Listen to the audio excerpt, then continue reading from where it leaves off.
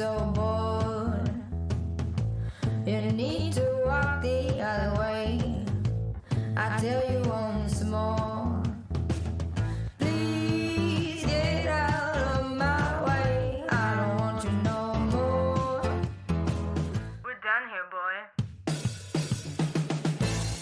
I know you think you're so fine, but you can't see it. I've been wanting to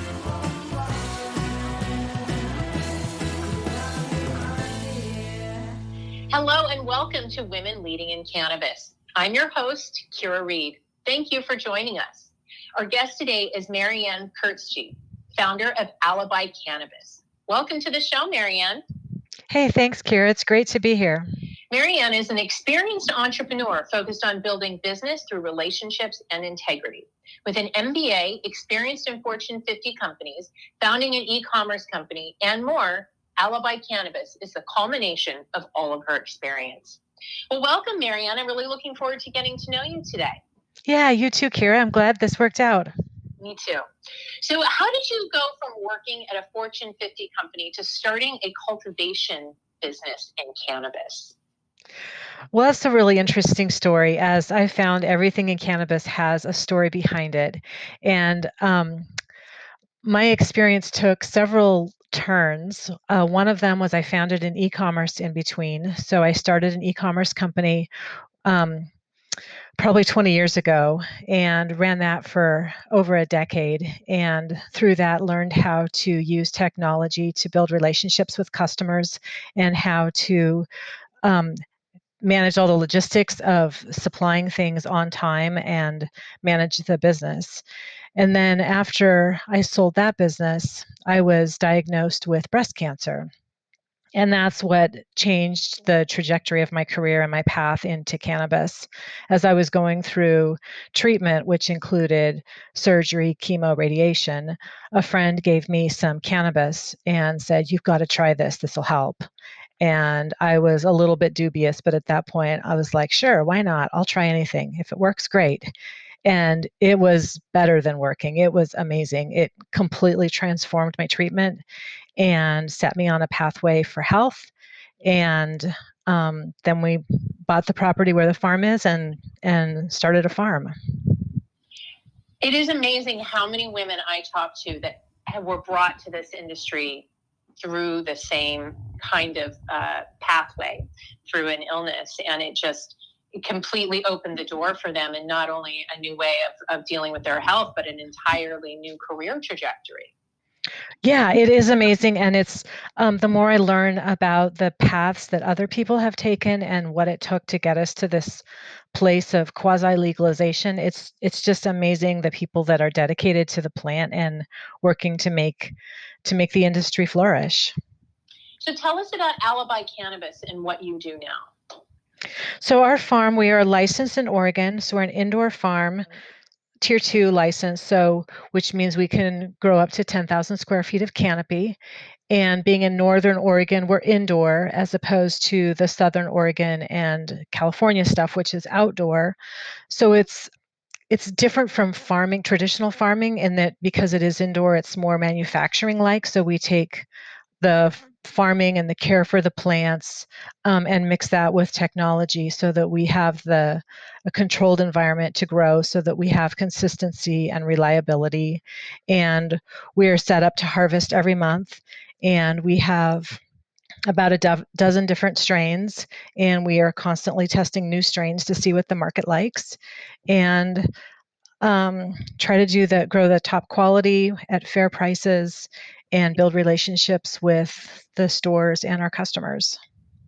And what has been your challenge trying to build this business, which is in a very male-dominated field? I mean, we have a lot of different options to get into as women in the industry, and cultivation is really, really dominated by the men in the industry. So what has been your greatest challenge as a woman trying to build your business?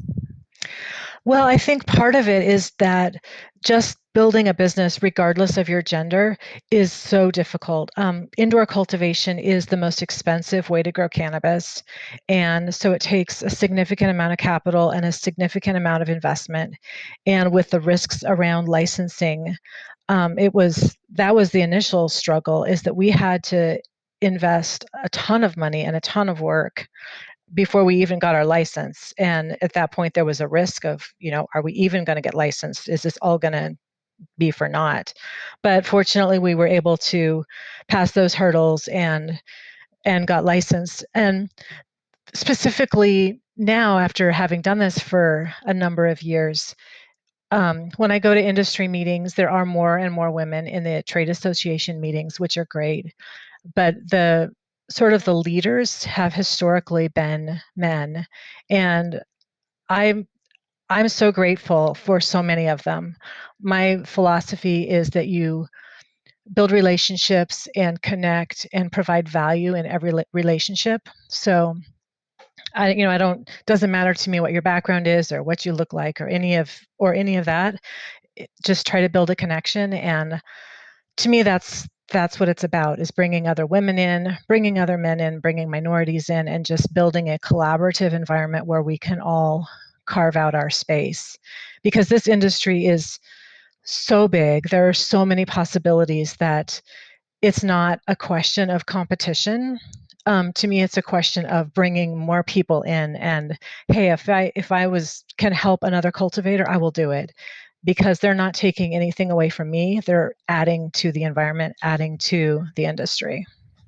So it sounds like you're building a company based on co-opetition, diversity, and inclusion as your foundation. Tell me about some of the challenges in doing so and the rewards in doing so. The challenges there are so many of them.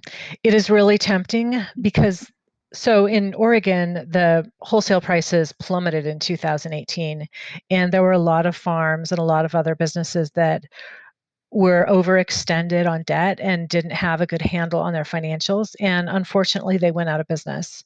So it's really trial by fire, in that if you're not paying attention to the bottom line and paying attention to the fundamentals of your business, there are so many things that are going to hit you over the head, that are going to, there's licensing, there's regulation, there's banking, there's prices, there's the black market. All of these things are weighing on you as a business owner, trying to improve things, and those things are trying to bring you down.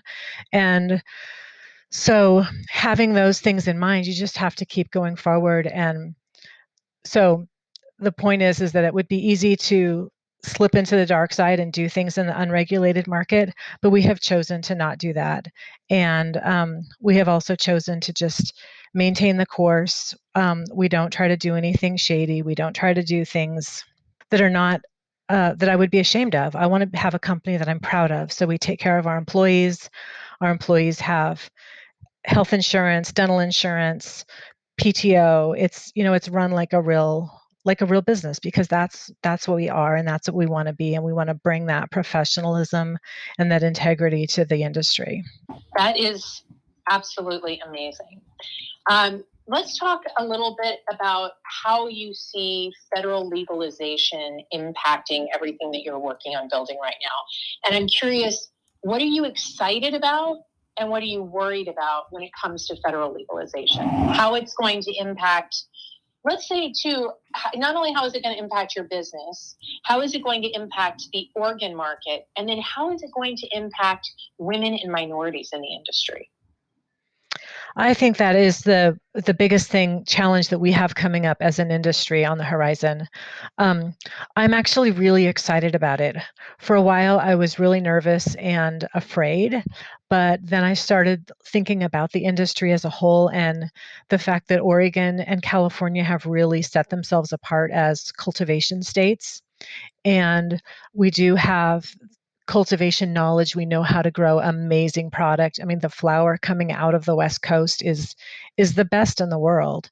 And so I think that there is an opportunity for us, once legalization happens, where we can share that message and get others excited about the products of the West Coast. The challenge. So what we're doing to set up for that, and just in preparation, is trying to build relationships with people who are with companies who are thinking also about that in terms of wholesalers and distribution and transportation, because I think that's going to be the challenge. We don't know what federal legalization is going to look like yet, but the things that I have seen and what I've heard is that it's going to be tightly regulated around transportation. So those kinds of solutions are way bigger than our small little tiny farm. So building the relationships so that we're all set up and can do that in a compliant way once it's open, that's what we're working on now.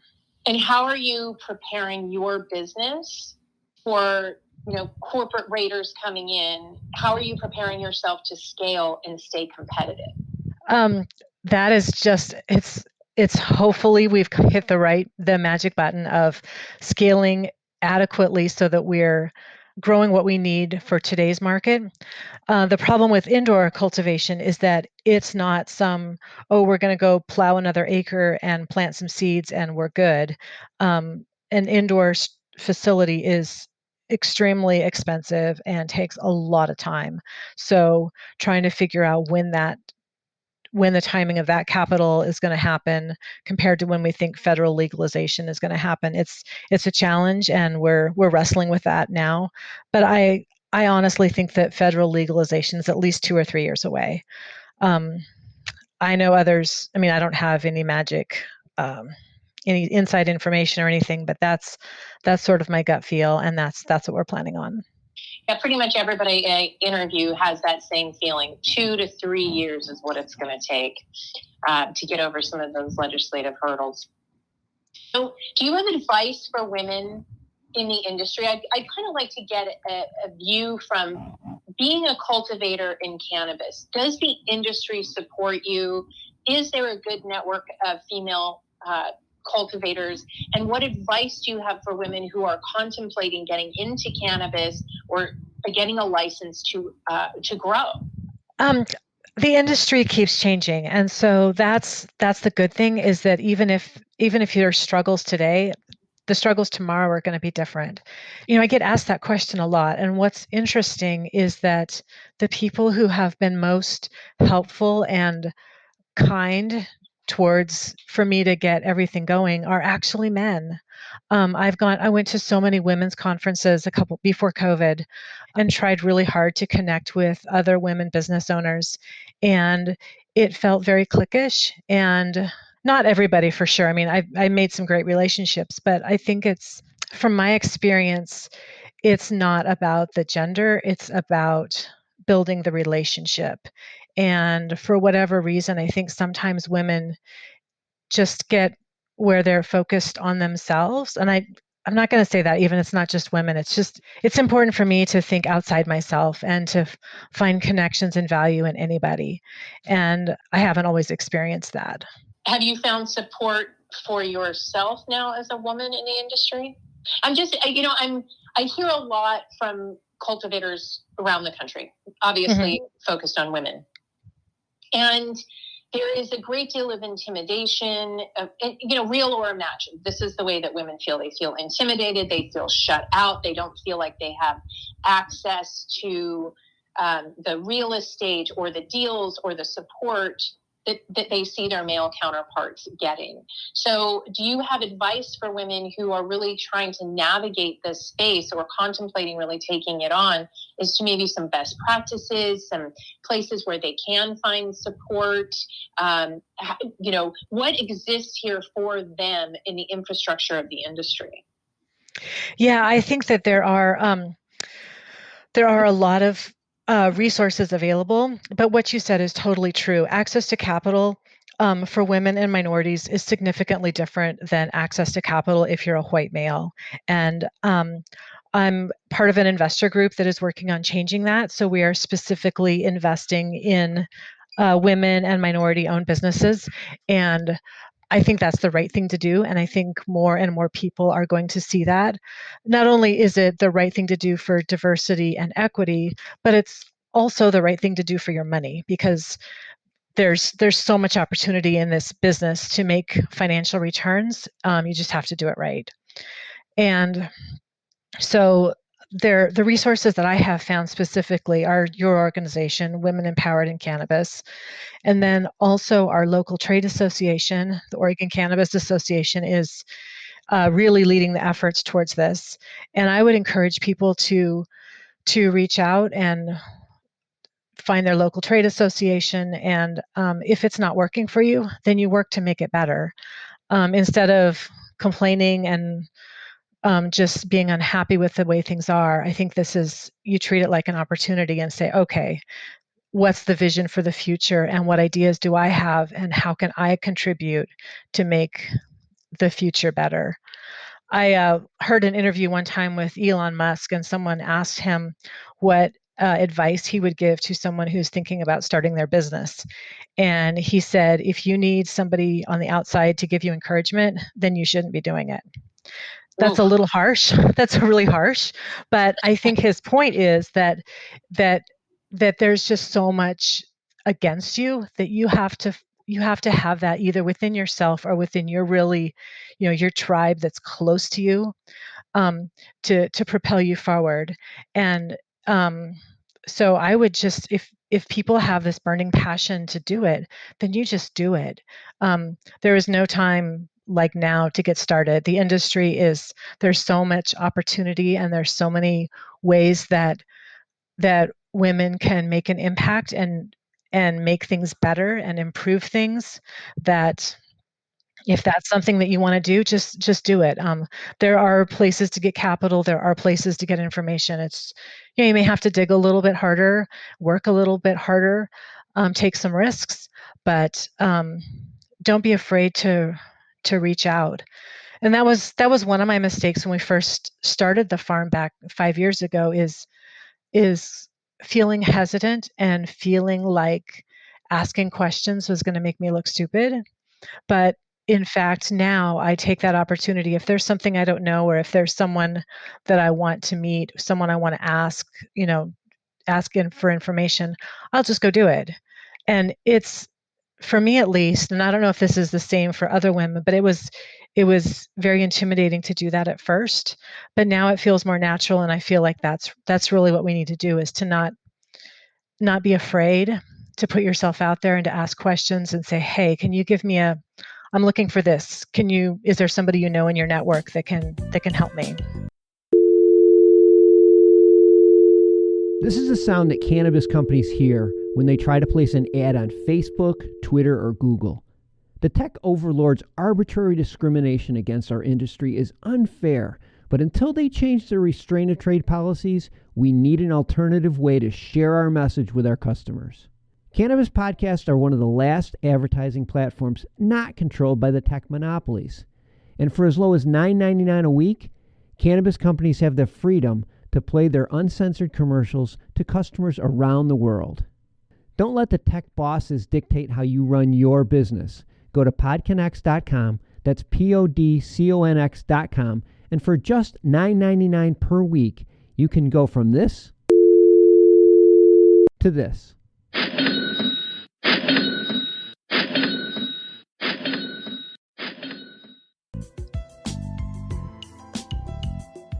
And isn't it wonderful when you see other women doing it as modeling it?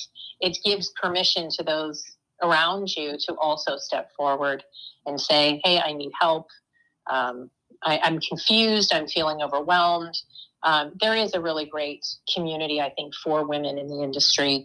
It's just a matter of finding it and plugging yourself into it. Yeah, for sure. But it's not being afraid. And, certainly there are days, and this is what I learned from going through chemo, is there's days when I just wanted to crawl up in the corner in a ball and cry. And so you do that. If that's what you need to do that day, if you need to take some time off to reset, you do it. But then you come back and you have the reason to go forward and the reason to grow your business, and just don't be afraid of the future. I think if we knew what the future held, what the future held, it's kind of intimidating, but but it's all good and it's all going to work out. And you just got to keep moving forward and find that vision for yourself and move towards it. So what are you excited about in the upcoming year? I'd love to hear what you're excited about for Alibi and then what you're excited about in the industry. There are so many things. During the pandemic, we took the opportunity to expand. So we tripled our production capacity over the last 18 months. And so that was challenging. It was a ton of work. It's a lot of effort to get that up and running. But now that we're finally done with that, then our cultivation can catch up and produce, a lot of really top quality flower that people are asking for. There are shops that are like, hey, can we get some more? And our answer is no, sorry, we're out this month. So for Alibi, that's what I'm excited about, is that our production capacity and will finally be up to market. And then for the industry as a whole,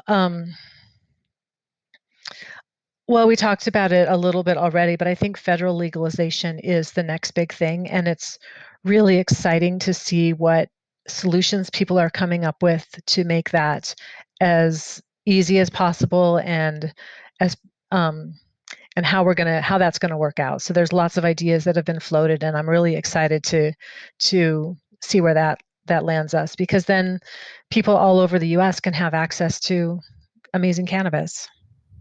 So you had mentioned that there's some things that you're excited about. Can you tell me a little bit more? You alluded to them, but you didn't really go into what you're most excited about this year. You mean on the federal legalization side? Yeah. So at this point, I think it's a little bit early to have any specific ideas, but one idea that has been floated around is that maybe there'll be an export endorsement on current wholesale licenses. So if that happens, then like we talked about, I think the transportation is going to be, and the distribution is going to be the challenge. And since I have experience in that from my e-commerce days, where we ship stuff all over the US and all over the world, I know the challenges that are there. And cannabis has historically been a very low-tech business, and the technology companies that have come in to help with the retail shops as well as the cultivation. I mean, there's some amazing cultivation technology companies. Those are great and wonderful. And I think that the distribution piece is the next area for technology to help improve things and help drive the industry forward. Helken Berg from Streamo, technology company in the industry, was telling me that she thinks that cannabis is really going to end up being an innovation leader, because they're going to take things like an ERP system, which traditionally, kind of reminds you of the 1990s DOS printer era, and they haven't really updated. But because of the specific needs of cannabis, they are not going to be able to take a lot of technology from other industries and just repurpose it. They're going to actually have to build it from the ground up. And so kind of giving new innovation to all of these old traditional industries, or parts of these industries. And I thought that was a really interesting take. Yeah, and I would agree with that. Just the regulation, I think people who are outside the industry don't have any concept of the amount of regulation and the amount of infrastructure and overhead that is pushed on licensed businesses to comply.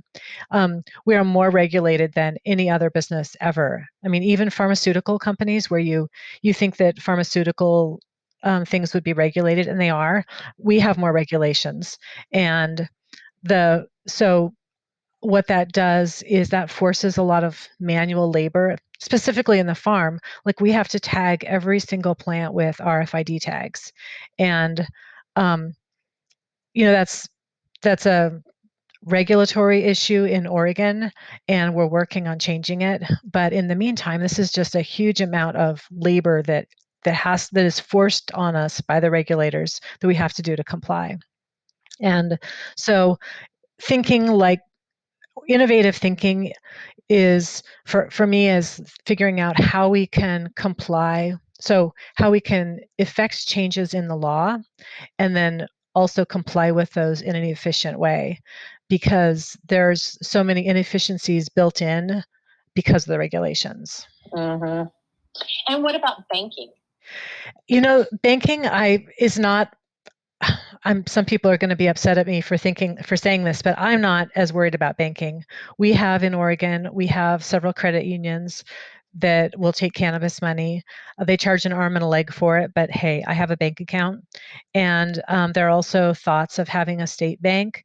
And so I think that banking is, I think there are enough third-party solutions out there that, to me, that's not nearly as important because, a federal bank, the normal banks, that's not going to happen until federal legalization. So the rest of it is up to states and small banks. And the people that kind of get stuck with the results of that, though, are employees, because I have an employee who was trying to buy a house last year and ended up not being able to get financing because his income was from a cannabis company. So it's those kinds of the trickle down effect that I see as being more problematic as opposed to direct banking for licensed businesses. All right, Marianne, we've come to the end of our time together. Where can women reach you if they want to learn more about Alibi or you? Yeah, thanks for asking. So our website is alibi-cannabis.com. We're on Instagram at alibi-cannabis, and I'm pretty easy to find on LinkedIn. Just look for Marianne-cursetjee. The business is Alibi, and I'm happy to connect with people. Please reach out, ask any questions about cultivation, building a business. If you're looking for capital or investment, I've got connections, and I'm happy to leverage my network to help people grow their business. Wow. Thank you so much, Marianne, for your generous offer. And ladies, please, if you are in a position where you need help, please reach out to Marianne. She definitely knows what she's doing and can point you in the right direction. So thank you, Marianne, for your time and for sharing your journey with us today. Ladies, thank you for tuning in. If you haven't yet joined the Women Empowered in Cannabis community, go to our new membership portal at womenempoweredin-cannabis.com. There you'll find lots of information on our new memberships for women working in cannabis. You can also find us on Clubhouse as WEIC, where we host AMA rooms with investors and recruiters and monthly open mics to introduce yourself to the community. WEIC is a community that provides resources, connections, events, and content to women working in cannabis in the U.S., Canada, and around the world where there's an interest in cannabis legalization. We welcome women who are currently working in cannabis or curious about taking a leap into the industry. Consider becoming a supporting member or supporting business for benefits and access across the network. And join us again for another conversation with women leading in cannabis.